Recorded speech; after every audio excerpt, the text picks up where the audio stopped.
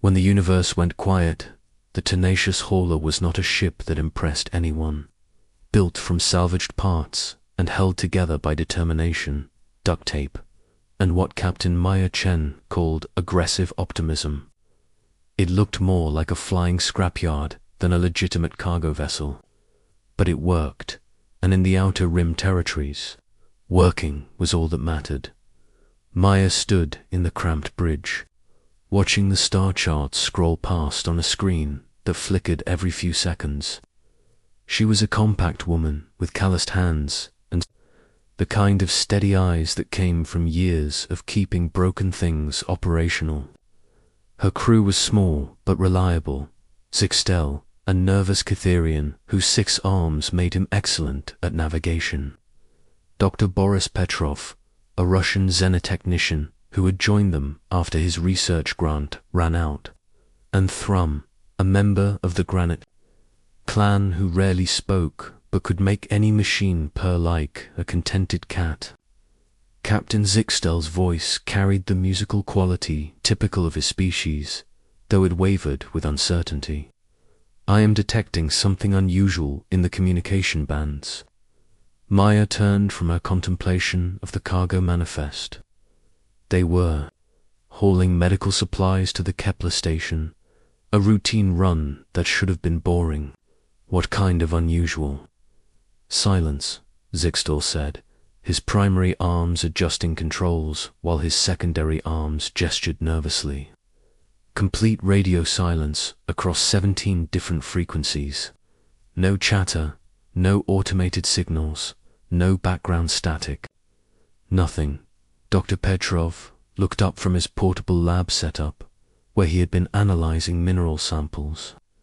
He was a large man with a beard that had seen too many years in space, and eyes that lit up whenever he encountered something he could not immediately explain. That is impossible. Even empty space has cosmic background radiation. Show me, Maya said, moving to the communication console. Zixtel's 4 eyes blinked in sequence as he brought up the readings. The display showed a perfect void where dozens of communication channels should have been active. How big is this dead zone? Maya asked. Approximately 4 light hours in diameter, Zixtel replied. We are approaching the edge of it now. Maya felt a chill that had nothing to do with the ship's inconsistent heating system. Dead zones in space communication meant one of 2 things. Either someone was jamming signals on a massive scale, or something was wrong with the fundamental structure of space itself. Thrum, she called to the engineer, who was performing maintenance on a ventilation grate. Can you run a full diagnostic on our communication array? The Granite clan member nodded once, his stone-like features revealing nothing.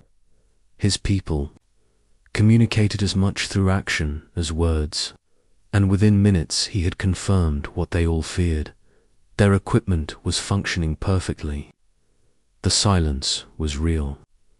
We should report this to the Galactic Council, Zixtel suggested, though his voice lacked conviction. With what? Maya asked. Hey, GC, there's a big quiet spot in space. They'll file it under interesting phenomena and forget about it for 50 years. Dr. Petrov was already pulling up stellar cartography data. Wait, there is something here. An old survey marker from Iapia. This is interesting. There was a structure registered here about 300 years ago. Classification, unknown origin, possibly automated. Possibly automated means what, exactly? Maya asked.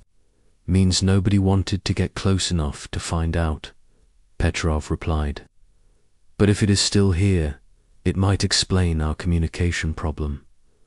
Maya looked at her crew.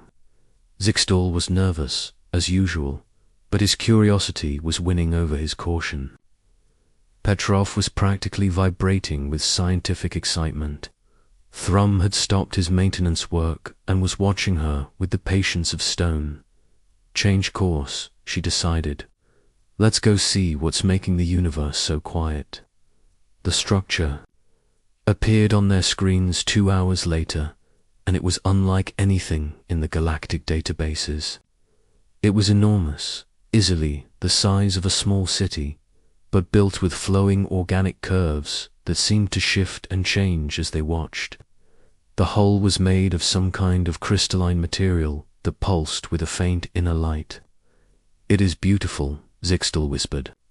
"It is old," Frum added, speaking for the first time that day, "very old." Dr. Petrov was scanning it with every instrument they had. Energy signatures are off the charts, but they are contained. Whatever this thing is, it is not just sitting here. It is actively doing something. Can we dock with it? Maya asked. "There appears to be a docking port," Zixtal reported. "But Captain, we have no idea what we might find inside."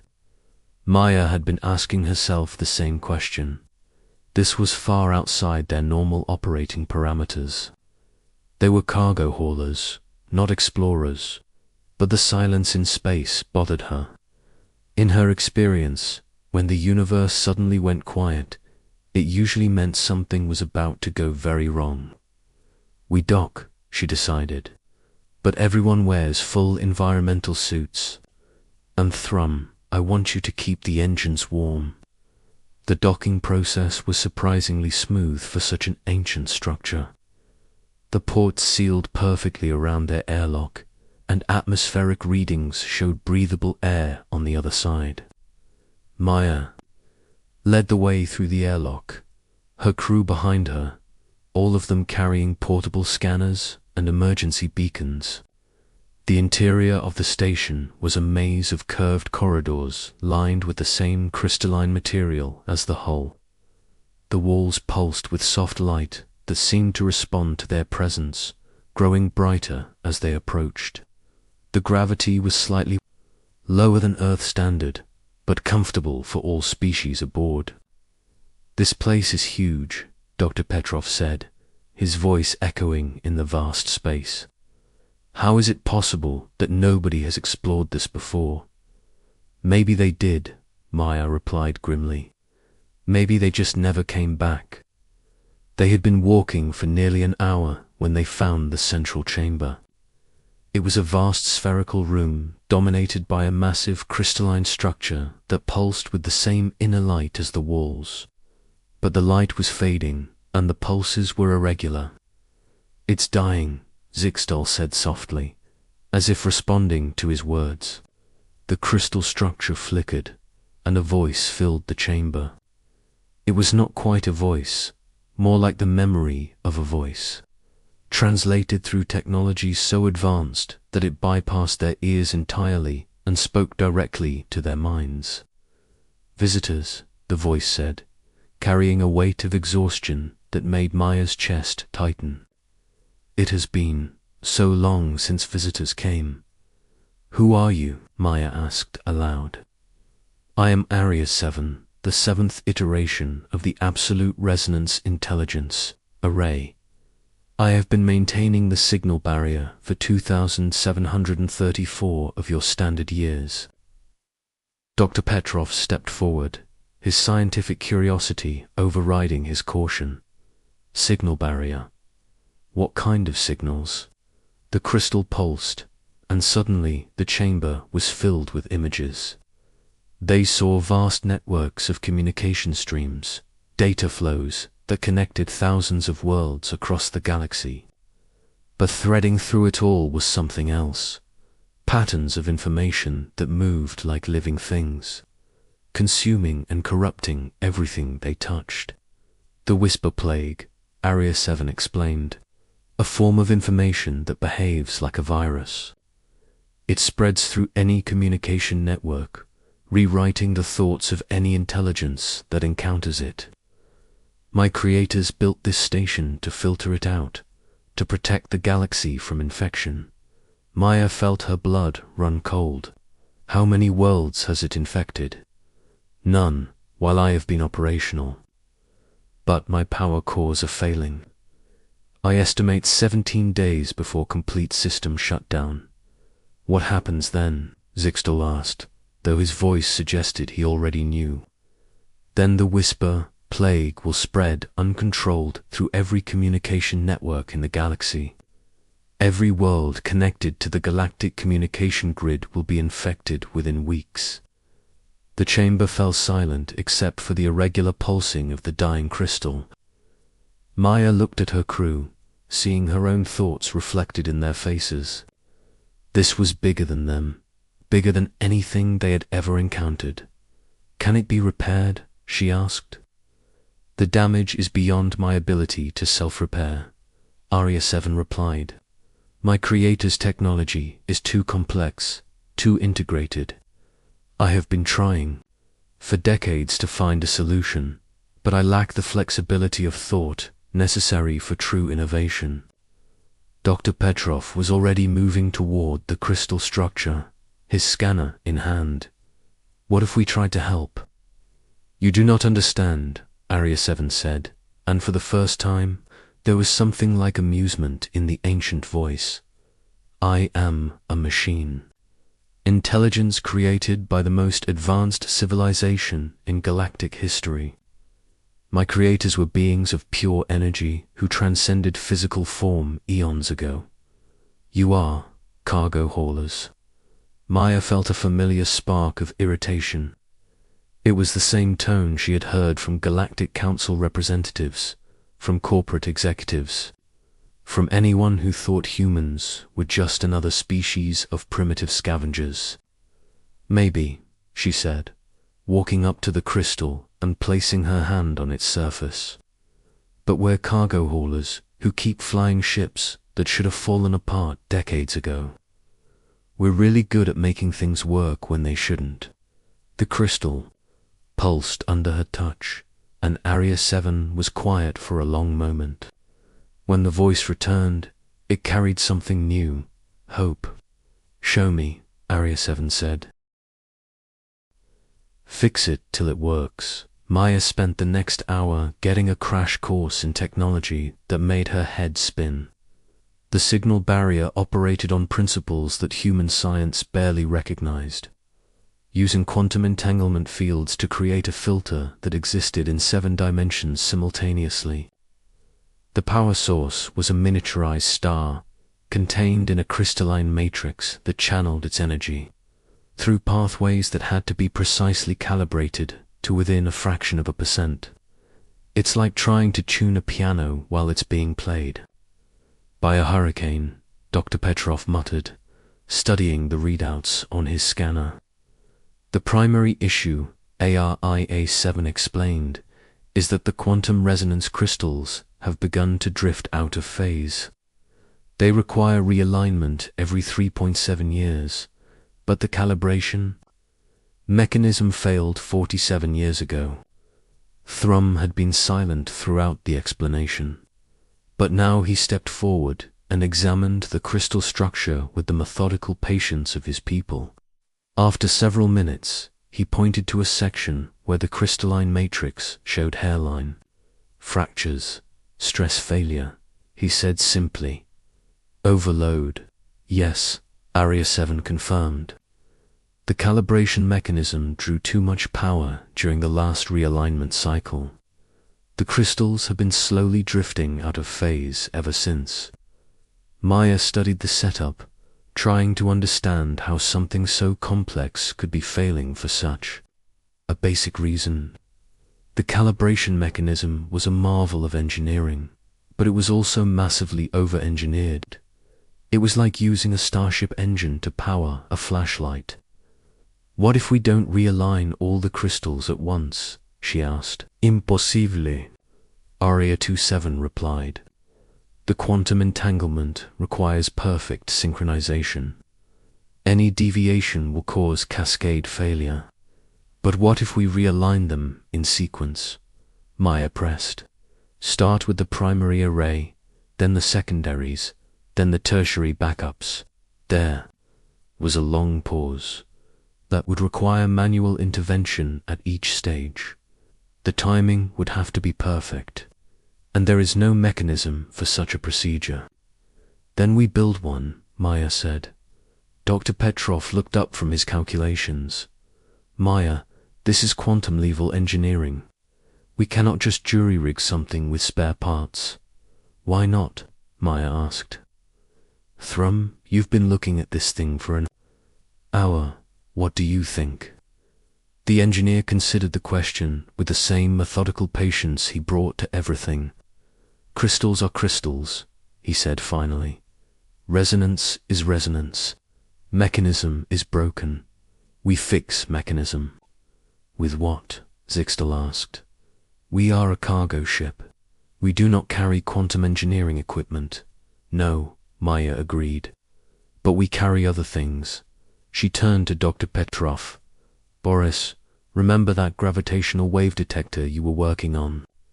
Petrov's eyes lit up.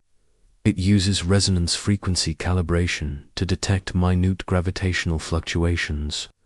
But the scale is completely different. Scale is just math, Maya said. Thrum, could you modify the detector to work with these crystals? Thrum studied the detector, then the crystals, then back to the detector. Yes, he said finally, but need more power and better synchronization. The ship's navigation system, Zixtal said suddenly. It uses quantum entanglement for FTL communication. The synchronization protocols are very precise. And our power cores, Maya added. We've got 3 of them, all running at different frequencies. If we could sync them up, ... This is insane, Dr. Petrov said, but he was already pulling up technical specifications on his tablet. The tolerances required are beyond anything we can achieve with makeshift equipment. Then we don't try to achieve perfect tolerances, Maya said. We build something that's good enough. Aria 7 had been listening to their conversation with growing amazement. You are proposing to repair a system that my creators could barely maintain, using technology that is centuries behind theirs. We're proposing to fix something that's broken, Maya corrected. How we do it is less important than whether it works. What followed was the most intense engineering session of Maya's life. They worked for 18 hours straight, cannibalizing systems from their ship, rerouting power conduits, and building interfaces between human technology and alien systems that had no business working together. Thrum proved to be a genius at improvisation. He took the gravitational wave detector apart and rebuilt it into something that could measure quantum resonance fluctuations. Dr. Petrov worked out the mathematics, calculating power requirements and synchronization timings on a tablet that was probably older than some of the crystals they were trying to fix. Zixtal coordinated the whole operation, his multiple arms allowing him to monitor dozens of systems simultaneously while his precise mind tracked timing sequences that had to be accurate to the microsecond. The final device looked like nothing that had ever appeared in any engineering manual. It was a hybrid of human ingenuity and alien technology, held together with magnetic clamps, fiber optic cables, and what Dr. Petrov called hope and desperation. Are you certain this will work? Area 7 asked as they prepared for the first test. Absolutely not, Maya replied cheerfully. But it's the best we can do. The first attempt failed spectacularly, overloading 2 power conduits and causing a cascade failure that nearly destroyed the detector. The second attempt worked for exactly 47 seconds before the synchronization drifted out of phase. The third attempt actually succeeded in realigning the primary crystal array, but the feedback pulse burned out half their improvised interfaces. This is not working, Zixtal said, his voice tight with frustration. No, Maya agreed, but it's working better each time. They spent another 6 hours rebuilding and refining their makeshift system. Thrum replaced the burned-out interfaces with redundant backups. Dr. Petrov adjusted his calculations based on the actual performance data. Zixtal wrote new synchronization protocols that accounted for the quirks of their hybrid system. The fourth attempt was different. As soon as they activated the detector, Maya could feel the change in the air. The crystals began to resonate in harmony, their light growing brighter and more stable. The irregular pulsing that had marked Area 7's failing systems smoothed into a steady, healthy rhythm. Primary array realigned, ARIA-7 reported, and for the first time since they had met, the ancient AI's voice carried genuine excitement. Quantum entanglement restored, beginning secondary array calibration. One by one, they worked through the crystal arrays. Each realignment took hours of careful adjustment, but their improvised system held together. More importantly, it was working. The signal barrier was coming back online, stronger than it had been in decades.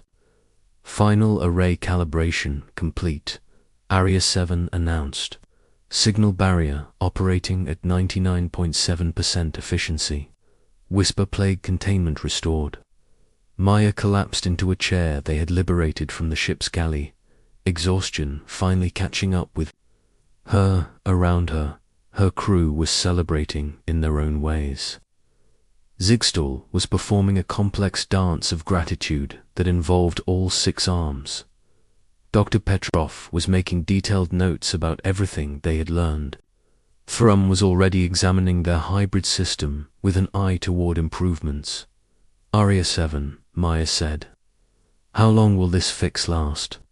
With the improved efficiency of your hybrid calibration system? Approximately 200 years before the next major maintenance cycle. Good, Maya said. That should give the Galactic Council time to figure out a more permanent solution. Captain ARIA-7 said, and there was something different in the AI's voice. I have been monitoring galactic communications since the barrier was restored. Word of your actions has already spread. The Galactic Council is very interested in how a cargo ship crew managed to repair a system that their best engineers could not even understand. Maya groaned. That's going to be a lot of paperwork.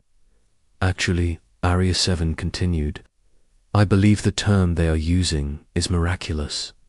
There is talk of commendations, research grants, and something called a Galactic Engineering Prize. Great, Maya said. More attention we don't need. But as she looked around at her crew, she felt a warm glow of pride. They had done something impossible, using nothing but determination, creativity, and a refusal to accept that something could not be fixed. It was, she reflected, a very human approach to problem solving. Aria 7, she said, if anyone asks how we did this, tell them it was simple. We just fixed it till it worked. The ancient AI's laughter echoed through the chamber, a sound of pure joy that had not been heard in this place for over 2,000 years. Yes, Aria 7 said. That is exactly what you did. As the tenacious hauler undocked from the station and resumed course to Kepler Station, Maya stood on the bridge, watching the stars. The universe was no longer silent. Communication channels buzzed with activity, and she could hear the distant chatter of 1,000 worlds going about their daily business, safe from a threat they would never know existed. Captain Zixtal said from the navigation station, We are receiving a priority transmission from the Galactic Council. Maya sighed. The paperwork was starting already. Put it through. The transmission was brief and to the point. Cargo. Vessel Tenacious Hauler, you are hereby requested to report to GC headquarters for debriefing and recognition of exceptional service to galactic civilization. Please acknowledge. Maya looked at her crew. What do you think? Want to be heroes? I think, Dr. Petrov said, that we should finish delivering our medical supplies first. Kepler Station is still waiting. Agreed, Maya said. She opened a channel to respond to the Galactic Council. GC Headquarters, this is Captain Chen of the Tenacious Hauler. We acknowledge your transmission. We will report for debriefing after we complete our current cargo run. Estimated arrival in 4 days. There was a pause, then acknowledged. Captain Chen, we will be waiting. Maya closed the channel and smiled. They had saved the galaxy, but they were still cargo haulers. And cargo haulers always delivered their goods. The Tenacious Hauler flew on through the stars, carrying medical supplies to those who needed them, and carrying the story of how a crew of misfits had fixed the universe with duct tape. Determination and the unshakable human belief that anything could be repaired if you just tried hard enough.